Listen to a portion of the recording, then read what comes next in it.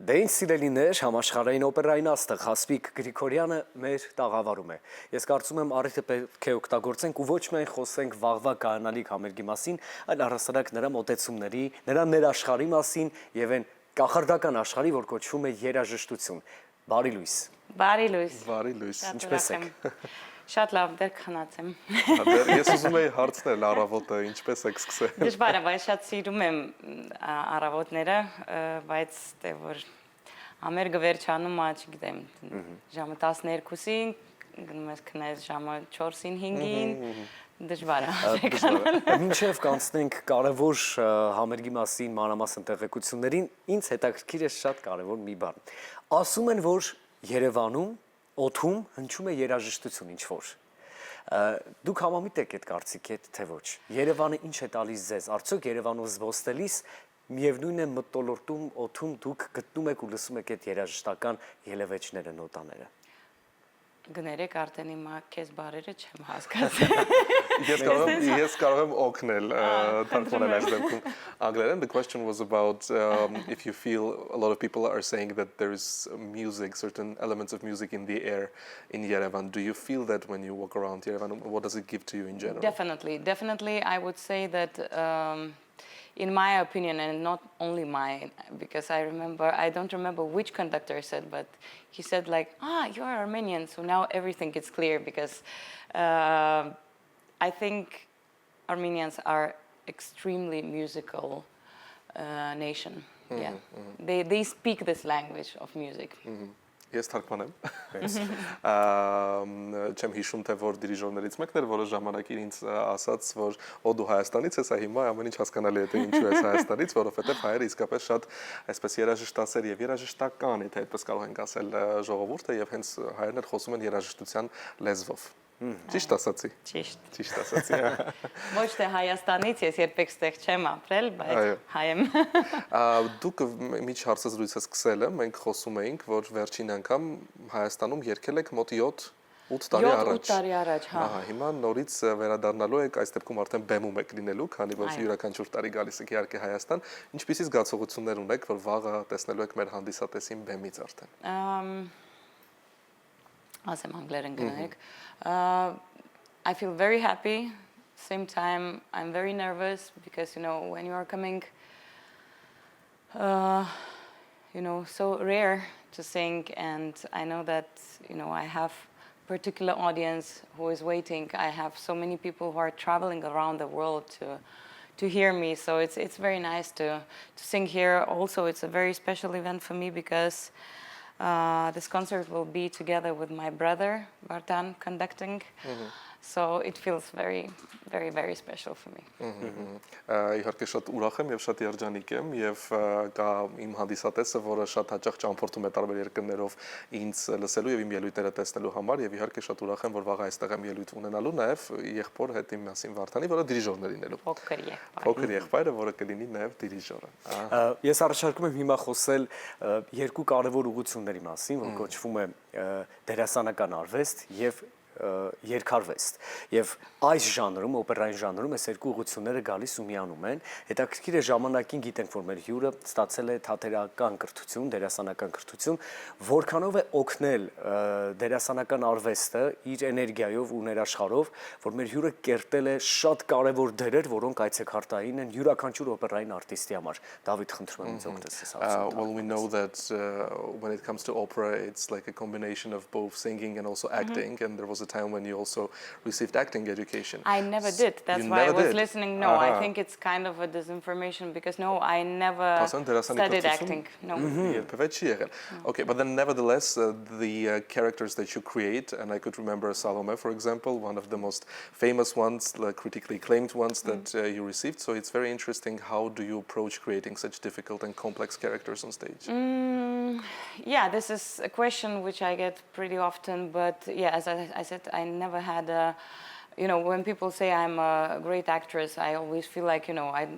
I cannot call myself actress because acting, again, being actress, it's a profession which I don't have. I never was been educated as an actress, but I think in that case, maybe it helps me, again, a sensitivity and my empathy, which I have because I never had any difficulty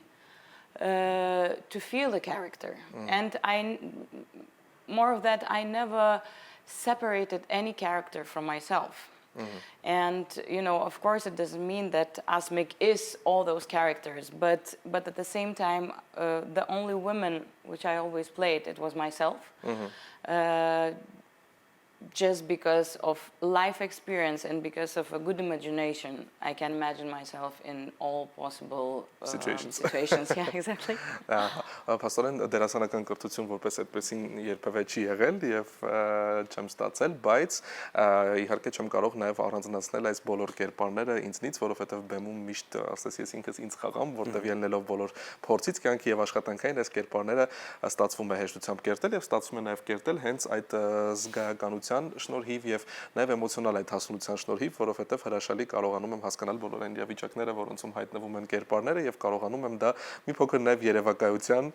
միջոցով ստեղծել, արդեն իրականություն դարձնել բեմի վրա։ Ես մի հարց ունեմ կապված շրջագայությունների հետ, որովհետեւ բոլորս իհարկե գիտենք, որ դուք մի շարք հեղինակավոր բեմերում եք հանդես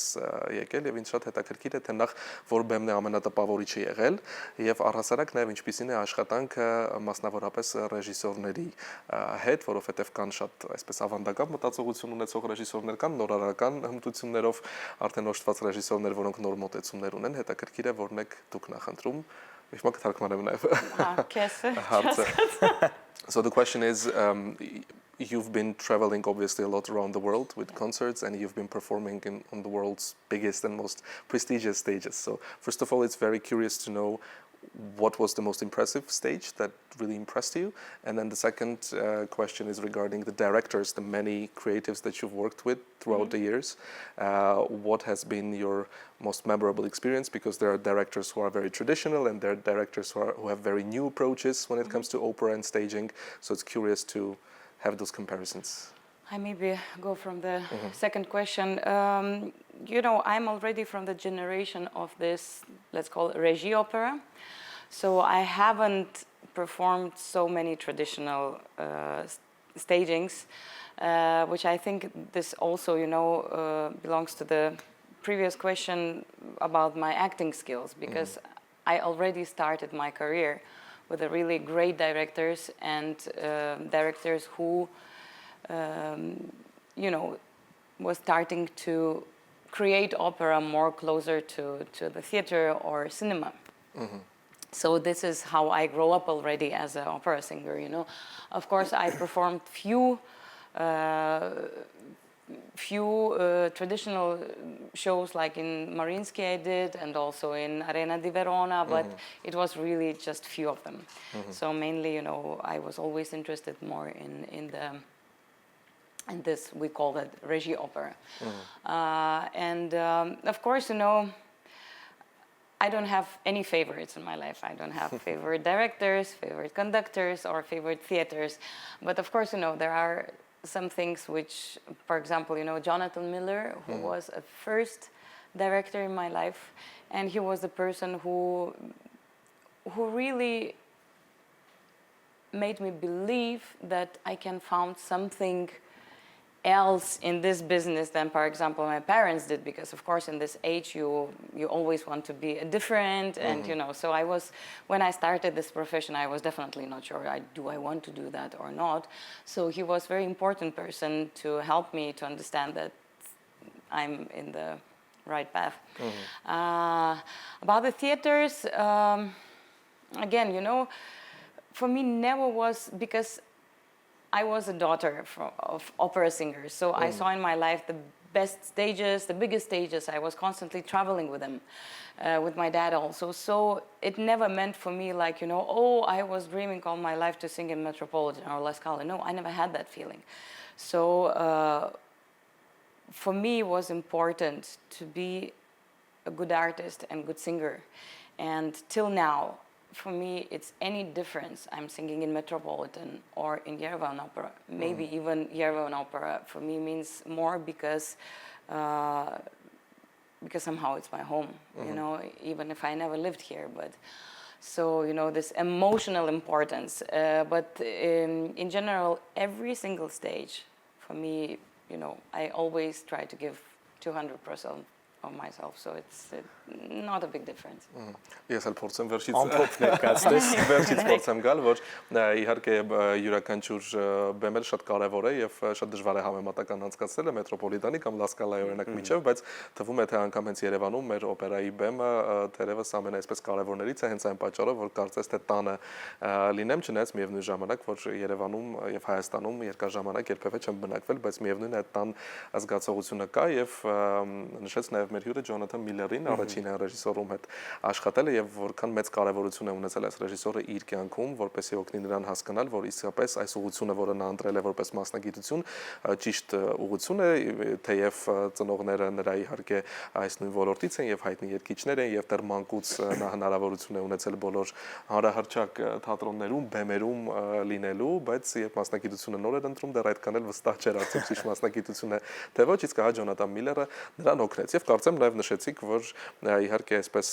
ավելի նորարարական օպերայի ներկայացուցիչ եք դուք, շատ քիչ են եղել այն ավանդական օպերայի ներկայացումները, որում դուք եղել եք, բայց միևնույն ժամանակ նաեւ մեր հյուրը ասաց, որ որպես այդպեսին շատ սիրելի ռեժիսորներ կամ սիրելի ներկայացումներ որպես այդպեսին չկան։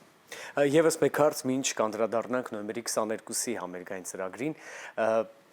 դերասանները, օպերային արտիստները, երգիչները ունեն դերեր, որոնք մնում են այստեղ հոգում ու նույնիսկ հանդիսատեսն է միշտ այդ արտիստին ճանաչում տվյալ կերտած կերպարով։ Այս տարիների ընթացքում ունեք դեր, որ շատ է ձերը եւ համարում եք, որ դա դեռ լավագույնն է, որ կերտել եք, որ շատ է ձեր հոգում ու սրտում։ If I understood correctly about the roles which are, you know, closer. So I have two types of the roles because, you know, my repertoire is really huge. I think today I stopped counting, but I think I have more than 60 roles, maybe already closer to 70. So it's very big and very different roles I do. But probably, you know, the most important ones are, there are two sections. One roles which I remember as a child, which my parents were performing, and my mother was a great soprano. So, you know, roles like a Madame Butterfly, which, you know, from the first tone till the end, even now I say the name, I feel goosebumps everywhere. So some of the roles like Norma or Madame Butterfly are the roles which my mother was singing, and it's really somehow, I feel them under my skin just because of, you know, this childhood memory. So emotionally, of course, those roles touching me the most. And talking about my signature roles, of course, you know, it's very difficult to go far away from Salome because it had such a huge success that, you know, even for a few years I could not use the word depressed, but it was really difficult for me to,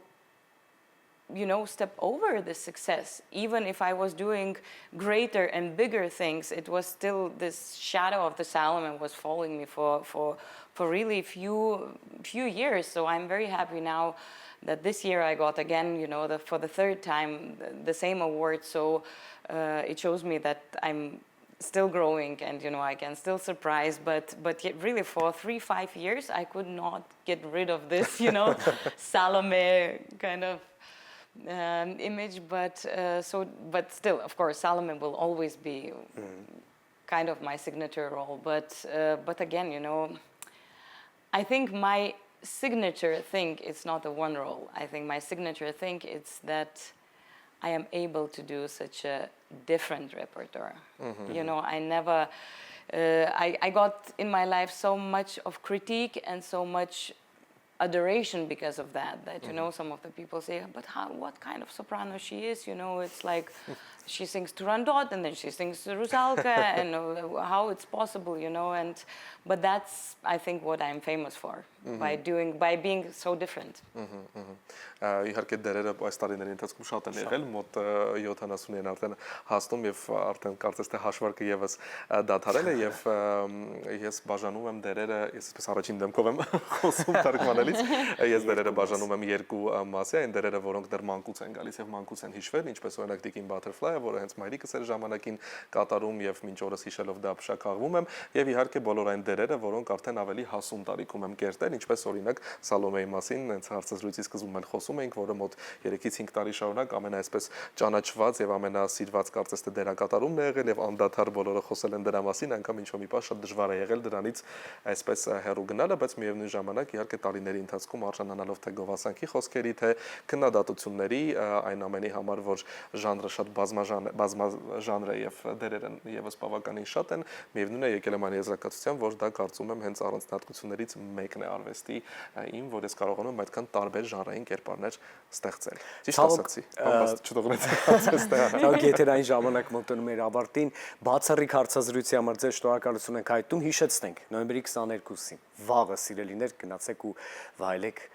մեծ մենահամերգը կարևոր նշանակությամբ։ Այո, մենք կարծում եմ պետք է նաև հուշենք, որ տարբեր ստեղծագործություններ են վաղը հնչելու, ամենաայսպես սպասված, ամենահետաքրքիր, ամենագեղեցիկ, մի այսպեսի փունջ է լինելու կարծում եմ բոլոր օպերայի սիրահարների համար, այնպես որ բաց մի թողեք այս հնարավորությունը եւ անպայման ներկա գտնվեք համերգին։ Շնորհակալ ենք ձեզ։ Շնորհակալություն ու լավ օր ձեզ։ Ասմիկ Գրիգորյանը վաղը կներկանա ձեզ սիմֆոնիկ նվագախմբի մասնակցությամբ։ Մենք շարժվում ենք առաջ։